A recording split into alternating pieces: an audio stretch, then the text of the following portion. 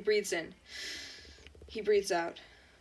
He's been so concentrated on his work, the world around him is shattered. He grabs a pen, writing, Symbiosis, a study that had become far too personal for his taste. He sighs, writing out a simple definition. A mutual relationship between two species where they both get something out of it.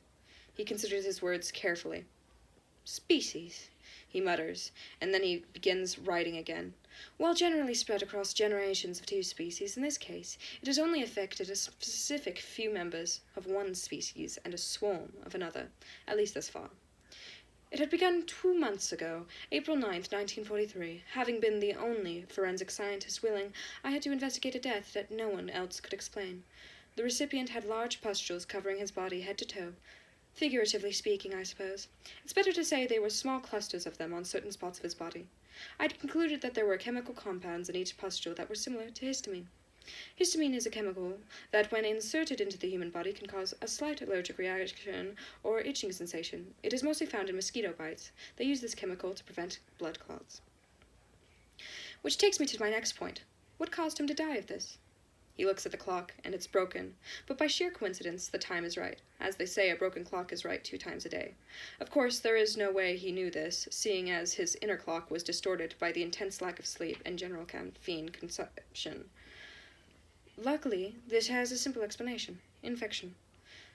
This still wasn't a solid explanation in my eyes at the time, however, seeing as infection isn't that difficult to cure. Antibiotics are fairly easy to get a hold of, so why wouldn't he seek medical attention at the first sight of infection? And why wouldn't he do so once the pustules began to form in the first place? I know I would have. Those were the thoughts flooding my brain. I thought perhaps some sort of poison. There are multiple types of vesicants that can cause this poison ivy-like effect, but none of them had matched up with what was detected in the pustules. Plus, there was evidence of some form of injection point in each pustule, and I'm sure you can inject certain vesicants into someone given enough effort. It typically just gets on the skin, or in worst cases, gets in the eyes. And who would go through the effort? Unless it was some sort of new poison that was being tested out on the poor man. Though the pustules weren't the only interesting part of this case. While the infection had been the main cause of death, his eyes were gouged out and sucked dry of the vitreous humor. Vitreous humor, a clear jelly that's inside of an eyeball. He looks to the window as the sun rises and peeks through the crack in his blinds. Something shining in the light. He gets up and shuts them tighter, a slight buzzing ringing in his ears as soon as he moves, causing him to squint, but he simply walks back and begins writing again. I didn't get these answers until the second case. A young man in his 20s had approached me, knowing that I had worked on the first case, claiming that he had no clue what was wrong, but he thinks he's sick with the same thing that killed the last man. Of course, I know it isn't a sickness, perhaps a parasite, if anything, but not an illness. The man had shown me simple bug bites. One had gotten partially infected, but it was nothing unusual. He just had some sort of madness in him, or maybe he was overly paranoid by the newspapers that drummed up the first case even more than I have in this article. This man is still alive to this day, in fact, but I assure you, he has it just as bad as the first case had. Overwhelmed with curiosity, I had taken him in, keeping him quarantined in his house, of course not wanting whatever is happening him to happen to me. While my specialties didn't align with the living, this case needed to be solved. I needed to study what was happening, and on the off chance he wasn't paranoid, I'd get my answers. Upon closer inspection of his condition, it was certain that these weren't just any bug bites. They grew much larger than mosquito or spider bites, and in his insistence of itching him, they had begun to bleed and get infected very easily. I had continually given him antibiotics. What was strange about this is he insisted he wasn't itching himself at any point, even though I was actively watching him do so, while he went on about how they're getting worse on their own. His mental condition had worsened no matter what I did to help him medically. He told me he had answers that could solve everything, and that the world needs to know them. I admitted him to a psychiatric facility, as would anybody. He was mad, frantic, going on about how one day the world will shift, and so on. I regret opening the door to do so. They ended up lobotomizing the poor man. Despite all this, I did get the answers. It's definitely bugs. I saw one the first day his so-called visions had appeared. It was large.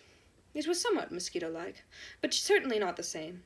It was about the size of a large mosquito hawk. Its wings shined in the light of the sun from the window, and it wasn't nearly as thin as most mosquitoes. I was glad that I had quarantined him, though shocked I hadn't seen them sooner, and even more shocked that he hadn't. The only evidence of him noticing them was an insistent buzzing he claimed to have heard. I suppose we should get into why I'm writing all this. What does it have to do with you? Surely you're safe from whatever this is. And I have fantastic news. You are. However, I have come to the realization that I am not.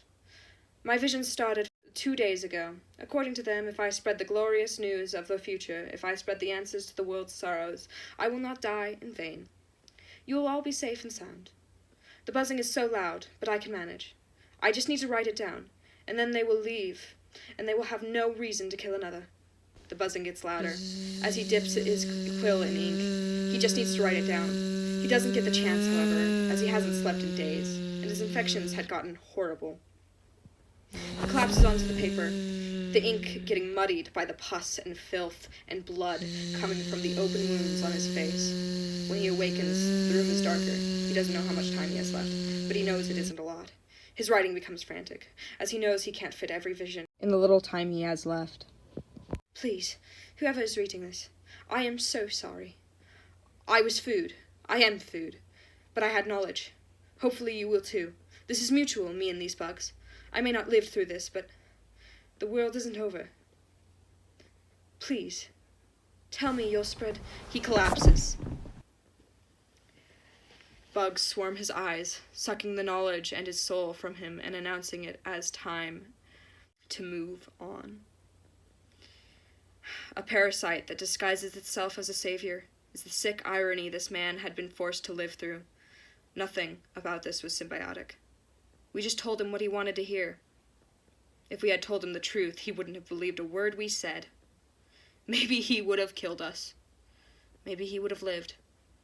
We may not have given him the answers he thought we did, but we'll give them to you.